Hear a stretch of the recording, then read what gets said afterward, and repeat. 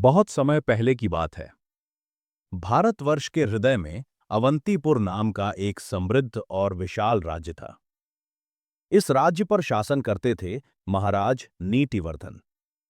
महाराज नीतिवर्धन केवल एक सम्राट नहीं थे, वे न्याय, करुणा और विवेक के सजीव प्रतीक थे। उनका मानना था कि राजा का कर्तव्य केवल शासन करना नहीं, बल्कि प्रजा के दुख को स्वयं अनुभव करना है। अवंतीपुर की विशेषता ये थी कि वहां कोई भूखा नहीं सोता था, कोई अनाथ उपेक्षित नहीं रहता था और अन्याय को तुरंत दंड मिलता था। परंतु जो बात महाराज नीतिवर्धन को सबसे अलग बनाती थी, वो था उनका गुप्त भ्रमण। हर रोज जब पूरा नगर नींद में डूब जाता, महल के दीप बुझ जाते और प्रहरी ऊँघने लगते, तब महाराज अपने राजसी वस्त्र त्याग कर साधारण कपड़े पहन लेते। चेहरे पर धूल मलकर वे महल के पिछले द्वार से निकलते और एक सामान्य मनुष्य की भांति नगर की गलियों में घूमते। कोई उन्हें फकीर समझता, कोई थका हुआ मजदूर, तो कोई भूखा यात्री। वे झुग्गियों, बाजारों और सरायों में जाकर लोगों की बातें सुनते, उनकी पीड़ा को चुपचाप हृदय में उतार लेते और अगली सुबह उसी पीड़ा का समाधान राज सिंहासन से करते। एक रोज शीतल रात्रि थी, हल्की हवा चल रही थी। महाराज एक संकरी और अंधेरी गली से गुजर रहे थे कि उन्हें धीमी फुसफुसाहट सुनाई दी। वे रुक गए। गली के कोने में चार व्यक्ति छाया में खड़े थे। उनकी बातें रहस्यमयी थीं। वे थे नगर के चार कुख्यात चोर। पहले का नाम था गंधवीर, दूसरा वनराज, तीसरा सूत्रधार और चौथे का नाम था दृष्टिवीर। गंधवीर बोला, इस बार गलती नहीं होनी चाहिए। वनराज ने चारों ओर नजर घुमाई और बोला, शिकार बड़ा है, पर खतरा भी। फिर सूत्रधार बोला, राजमहल के ताले आसान नहीं होंगे। इसके बाद दृष्टिवीर हंस पड़ा और बोला, अंधेरे में कोई मुझे नहीं पहचान सकता। महाराज सब सुन चुके थे।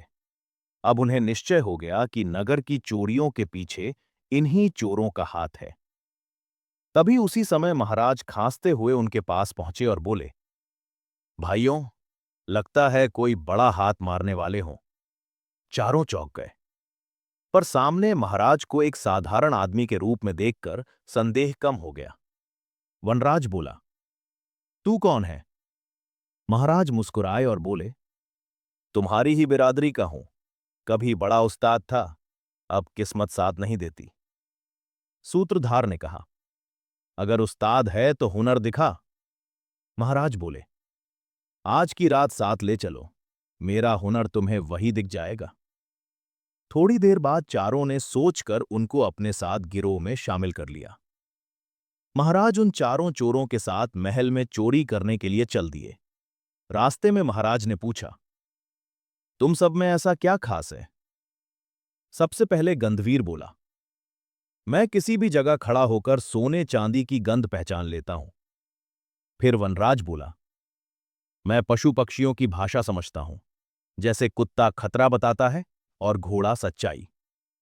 सूत्रधार ने तार दिखाते हुए कहा, कोई भी ताला मेरे सामने टिक नहीं सकता।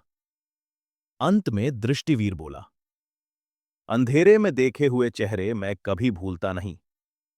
महाराज मन ही मन मुस्कुराए। थोड़ी ही समय में वो राजमहल पहुंच गए। उनको देखकर कुछ कुत्ते भौंकने लगे तो वनराज बोला, ये कह रहे हैं हमारे साथ स्वयं महाराज हैं। सब हंस पड़े। गंधवीर ने गंध सूंघी और कहा, खजाना यहीं है। सूत्रधार ने जैसे ही ताला खोला, खजाना सामने बिखर गया। सबने अपने अपने झोले भरे, पर महाराज ने कुछ नहीं लिया। महाराज ने चारों के सिर्फ नाम और ठिकाने पूछ लिए। अगली सुबह हुई। रात की चोरी से सुबह दरबार में हड़कंप मच गया। महाराज बोले, मुझे चोरों का पता है। महाराज के आदेश पर सिपाही चारों चोरों को पकड़कर महाराज के सामने ले आए। महाराज को सामने देख दृष्टिवीर कांप उठा और बोला, महाराज, आप ही कल हमारे साथ थे। क्या आप ही महाराज हैं? महाराज हंसे और बोले, हां, चारों हाथ जोड़कर महाराज के पैरों में गिर गए और माफी मांगने लगे कि महाराज, हम चोरी नहीं करना चाहते, पर हमारे पास कोई काम नहीं है, तो मजबूरी में अपने परिवार के भरण पोषण के लिए ये रास्ता चुनना पड़ा।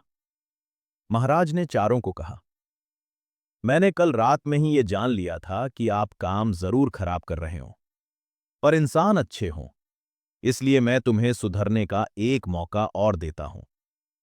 महाराज ने चारों की रस्सियां खुलवा दी और फिर महाराज के कहने पर गंधवीर को राज्य का खोजी प्रमुख बनाया गया, सूत्रधार को राजकोष का संरक्षक, वनराज को शाही अस्तबल का अधिकारी और दृष्टिवीर को प्रधान प्रहरी बना दिया गया।